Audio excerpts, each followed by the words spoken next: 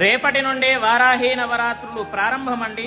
అనగా 6 జూలై 2024 నుండి ప్రారంభమయ్యి 15 జూలై 2024 సోమవారం వరకు ఉంటాయి.